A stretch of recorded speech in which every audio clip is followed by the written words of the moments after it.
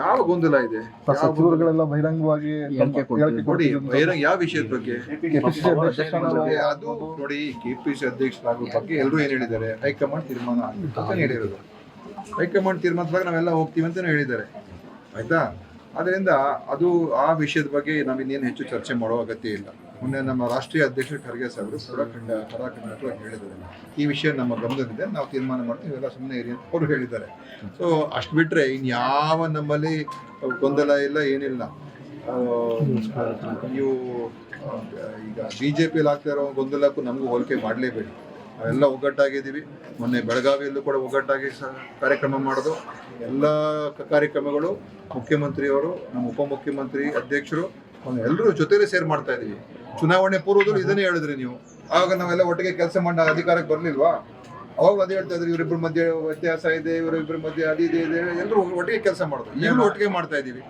3 ಉಪಚುನಾವಣೆ ಗೆದ್ದು, ಹೇಗೆ ಗೆದ್ದು? ಎಲ್ಲ ಒಟ್ಟಿಗೆ ಕೆಲಸ ಮಾಡಿದ್ದಕ್ಕೆ. ಇಲ್ಲಿ ನಮ್ಮ ಚನ್ನಪಟ್ಟಣ ಗೆದ್ದಿದ್ದು ನಾವು ಎಲ್ಲರೂ ಬಂದು ಕೆಲಸ ಮಾಡೋದು. ಸೊ ನಮ್ಮಲ್ಲಿ ಯಾವುದು ಆ ಥರದ್ದು ಏನಿಲ್ಲ. ಇದನ್ನ ಕೆಲವರು ಏನಾಗಿದೆ, ಏನಾದರೂ ಒಂದು ಹುಡ್ಕೋದಕ್ಕೆ ನೋಡ್ತಾ ಇದ್ದಾರೆ, ಸಣ್ಣ ಸಣ್ಣ ವಿಷಯಗಳನ್ನು ದೊಡ್ಡದು ಮಾಡ್ತಾ ಇದ್ದಾರೆ ಅಷ್ಟೇ. ಪವರ್ ಶೇರಿಂಗ್ ಕೇಳ್ತಿದಾರೆ. ಪವರ್ ಶೇರಿಂಗ್ ನಮ್ಗೆ ಆಗ್ಬೇಕು? ಪವರ್ ಅಲ್ಲಿ ಇದೀವಿ. ಪವರ್ ಅಲ್ಲಿ ಇದ್ದಾಗ ನಾವು ಎಲ್ಲರೂ ಪವರ್ ಶೇರ್ ಮಾಡ್ಕೊಂಡು, ಈಗ ನಾನು ಮಂತ್ರಿ ಆಗಿರೋದು, ನಾನು ಕೂಡ ಪವರ್ ಶೇರಿಂಗ್ ನಾನು ಇದ್ದೀನಿ. ಎಲ್ಲರೂ ಪವರ್ ಶೇರಿಂಗ್ ಅಲ್ಲೇ. ಶಾಸಕರಿಗೂ ಕೂಡ ಒಂದು ಆಡಳಿತ ಪಕ್ಷದಾಗ ಅವ್ರಿಗೂ ಕೂಡ ಎಲ್ರಿಗೂ ಪವರ್ ಶೇರಿಂಗ್ ಮಾಡೋದು ಅದು ರಾಜಕೀಯ ಇದ್ದೇ ಇರ್ತದೆ. ಅದರಲ್ಲಿ ಯಾವುದೇ ದೊಡ್ಡ ಒಂದು ಸಮಸ್ಯೆ ಏನಿಲ್ಲ. ನೀವೇನ ಕೆಪಿಎಸ್ಸಿ ಅಧ್ಯಕ್ಷರಾಯ್ತೀರಾ ಸರ್? ಕೆಪಿಎಸ್ಸಿ ಈಗ ಅವೆಲ್ಲ ಹೈಕಮಾಂಡ್ ತೀರ್ಮಾನ ಮಾಡ್ತದೆ. ಬಿಜೆಪಿ ಬಹಿರಂಗ ಚರ್ಚೆ ಮಾಡ್ಬೇಕಾ? ಅಲ್ಲಿ ನೋಡಿ, ಅವ್ರ ಪರಿಸ್ಥಿತಿ ನೋಡಿ, ಭಾರತೀಯ ಜನತಾ ಪಾರ್ಟಿ ಪರಿಸ್ಥಿತಿ ನೋಡಿ, ಅಲ್ಲಿ ಯಾವ ಮಟ್ಟಕ್ಕೆ ಹೋಗಿದೆ ಅಂತ. ಒಬ್ರು ಕಂಡ್ರು ಒಬ್ರಿಗೆ ಆಗ್ತಾ ಇಲ್ಲ, ಚುನಾವಣೆ ಶೀಘ್ರದಲ್ಲಿ ಆಗ್ಬೇಕು ನಮ್ಮೆಲ್ಲ ಒತ್ತಾಯ. ಯಾಕಂತ ಹೇಳಿದ್ರೆ ಸ್ಥಳೀಯ ಸಂಸ್ಥೆಗಳು ಇವಾಗ ಆ ಚುನಾವಣೆಗಳಾಗುವಂಥದ್ದು ಬಹಳ ಮುಖ್ಯ ಇದೆ. ನಾವು ಕೂಡ ಅದಕ್ಕೆ ಒತ್ತಾಯ ಮಾಡ್ತಾ ಇದ್ದೀವಿ. ಶೀಘ್ರದಲ್ಲಿ ಚುನಾವಣೆ ಮಾಡಿ, ಸ್ಥಳೀಯ ಸಂಸ್ಥೆಗಳ ಚುನಾವಣೆಗಳಾಗಬೇಕು, ಮುನ್ಸಿಪಾಲಿಟಿಗಳ ಚುನಾವಣೆಗಳಾಗಬೇಕು, ನಗರ ಪಾಲಿಕೆ ಚುನಾವಣೆಗಳಾಗಬೇಕು. ಯಾಕಂದ್ರೆ ಈ ವಿಕೇಂದ್ರೀಕರಣ ನೀತಿಯಲ್ಲಿ ಕಾಂಗ್ರೆಸ್ಗೆ ಬದ್ಧತೆ ಇದೆ. ಅದನ್ನ ಖಂಡಿತವಾಗಿಯೂ ನಾವು ಚುನಾವಣೆ ಮಾಡಿಸ್ತೀವಿ. ಸರ್, ಇದು ಮೂಡಾ ಕೇಸಲ್ಲಿ ಸಿಎಂ ಕುಟುಂಬಕ್ಕೆ ಲೋಕಾಯುಕ್ತ ಕ್ಲಿಯರ್ ಆರೋಪಕ್ಕೆ ಉಳಿಲ್ಲ ಅನ್ಸುತ್ತೆ. ಹೇಗೆ ನೋಡಿ, ತಪ್ಪು ಮಾಡಿದ್ರೆ ತಾನೇ ನಾವು ಅವ್ರ ಮೇಲೆ ಏನಾದರೂ ಇದೆ ಅಂತ ಹೇಳ್ಬೋದು. CM ಅವ್ರು ಏನ್ ತಪ್ಪು ಮಾಡಿದ್ದಾರೆ?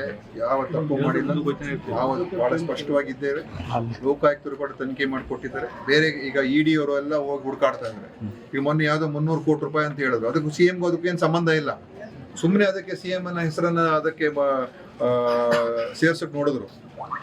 ಸೊ ED ಅವರು ನೋಡ್ತಾವ್ರೆ, CB ಅವ್ರಿಗೂ ಕೂಡ ತಗೊಳಕ್ಕೆಲ್ಲ ಪ್ರಯತ್ನ ಮಾಡಿದ್ರು, ಲೋಕಾಯುಕ್ತನು ಮಾಡ್ತಾ ಇದ್ದಾರೆ. ಯಾರು ಬೇಕಾದ್ರೆ ತನಿಖೆ ಮಾಡಲಿ, ನಾವು ಆ ಥರದೇನು. ಆದರೆ ಮುಖ್ಯಮಂತ್ರಿ ಸಿದ್ದರಾಮಯ್ಯ ಅವ್ರ ಮೇಲೆ ವಿನಾಕಾರಣ ಅವರ ಹೆಸರನ್ನ ಹಾಳು ಮಾಡಬೇಕು ಅಂತೇಳಿ ಷಡ್ಯಂತ್ರ ಕೇಂದ್ರ BJP ಮಾಡ್ತಾ ಇರೋದ್ರಲ್ಲಿ ಸಂದೇಹನೇ ಇಲ್ಲ, ಸ್ಪಷ್ಟ ಇದೆ. ಅಧಿಕಾರಿಗಳು ಕಳಿಸೋದು, ರೇಡ್ ಮಾಡಿಸೋದು, ಅವ್ರಿಗೆ ಇದೇ ಥರ ಹೇಳಿಕೆ ಕೊಡಿ ಅಂತ ಹೇಳುವಂಥದ್ದು, CM ಹೆಸರು ತಗೊಂಬನ್ನಿ ಅಂತ ಹೇಳೋದು, ಇದೆಲ್ಲ ED ಅಧಿಕಾರಿಗಳು ಕೈಗೊಂಬೆಗಳ ಥರ, BJPಯ ಒಂದು ಪಕ್ಷದ ಕೈಗೊಂಬೆಗಳ ಥರ ಕೆಲಸ ಮಾಡ್ತಾ ಇದ್ರು. ಆದರೂ ನಾವು ಅದನ್ನೆಲ್ಲ ಎದುರಿಸೋಕ್ಕೂ ತಯಾರಾಗಿದ್ದೀವಿ. ಶಿವಕುಮಾರ್ ಅವರು ಎದುರಿಸಲಿಲ್ವಾ? ಅವ್ರಿಗೆಲ್ಲ ಏನು ಮಾಡಿದ್ರು ನಿಮಗೆಲ್ಲ ಗೊತ್ತಿದೆ ತಾನೆ. ಈ BJPಯವರು ಪ್ರಜಾಪ್ರಭುತ್ವಕ್ಕೆ ವಿರುದ್ಧವಾಗಿ ಏನು ಈ ಸರ್ವಾಧಿಕಾರ ಧೋರಣೆಯಲ್ಲಿ ವಿರೋಧಿಗಳನ್ನು ನಾವು ಮುಗಿಸ್ಬೇಕು ಅಂತ ಹೇಳಿ ಅವ್ರು ಮಾಡ್ತಾ ಇರ್ತಕ್ಕಂಥದ್ದಕ್ಕೆ ನಾವು ಬಲಿಯಾಗಬೇಕು. ನಾವು ತಲೆ ತೆಗೆಸ್ಕೋಬೇಕಾ? ನಾವು ತಪ್ಪು ಮಾಡಿದ್ದೀವ? ನಾವೇನು ತಪ್ಪು ಮಾಡಿಲ್ಲ. ಸಿದ್ದರಾಮಯ್ಯ ಅವರು ಯಾವ 1% ಕೂಡ ತಪ್ಪು ಮಾಡಿಲ್ಲ.